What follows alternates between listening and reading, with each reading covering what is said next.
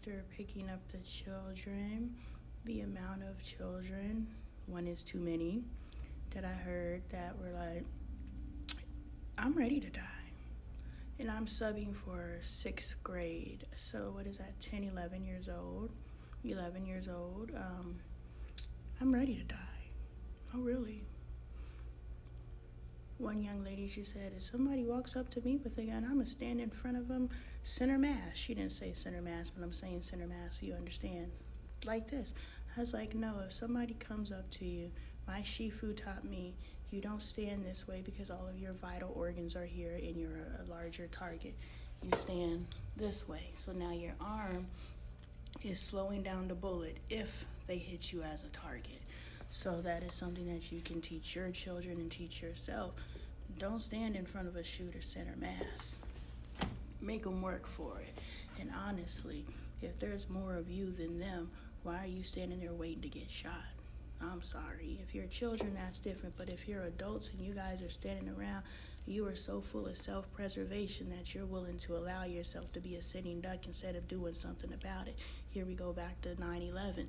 The last plane didn't hit its target because those individuals on the airplane were like, we ain't waiting to die. Like, if we gonna go, we gonna go, but we gonna go out, the way that honorably.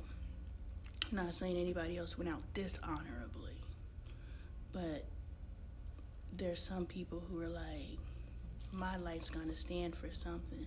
I ain't just gonna sit here and let everybody die. Can some of us maybe make it after this? Anyway, there were some people on that airplane who were like, if we gonna go out, we might as well go out for purpose. You know what I'm saying? If somebody is walking through a place with a gun, if people were to say, okay, let's tackle them. First of all, people knew self-defense. This is very important. That's why self-defense, I understand it's a moneymaker, but it needs to be affordable. We need to know how to defend ourselves in the first place, not be aggressive, defend ourselves. But anyway, I just wanted to come in and say it's just really disheartening to see how many of these babies, children, haven't even started their lives, are ready to die.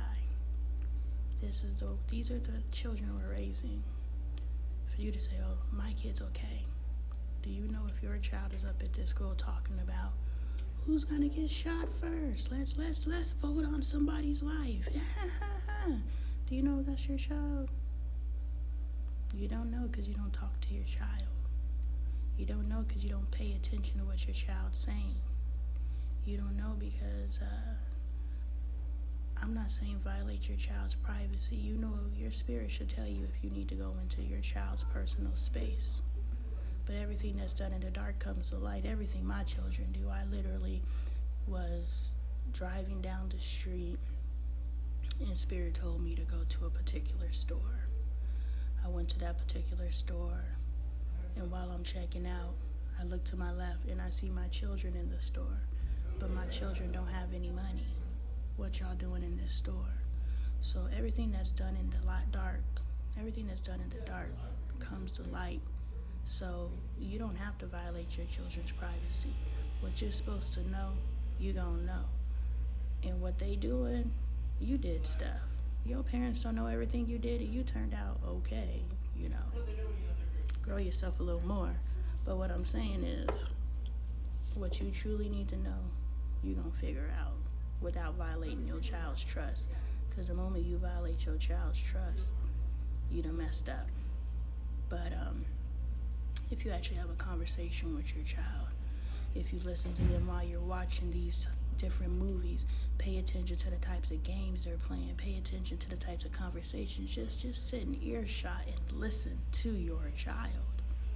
If you actually listen to your child, if you actually become a friend to your child and have conversation with your child, you'll see where your child's head's at. And don't deny intervention. Don't think that you have the skills to help your child if you don't. And whatever your social economical level or status is, they have therapists available to you. Don't think that church is the therapist.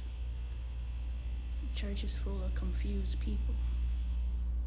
How they gonna help your child work themselves out when they're in the church because they couldn't figure themselves out? 99% of y'all in the church because your life was going crazy, and you're like, okay, God.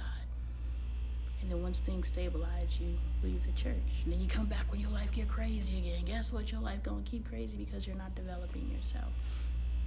Get your child some self-development books. Let's start actually growing ourselves so we could grow our children. But it's really disheartening to hear the amount of children.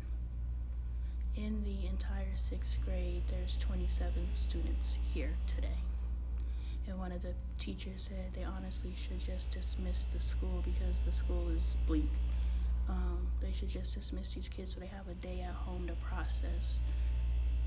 First of all, we're here because these parents couldn't keep their kids at home, or these parents have enough awareness of self to know that ain't nothing gonna happen. So either they're at school because they can't take a day off, or they're just like don't care, or they just know, like myself, ain't nothing gonna happen.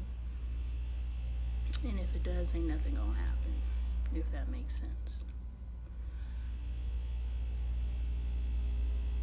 But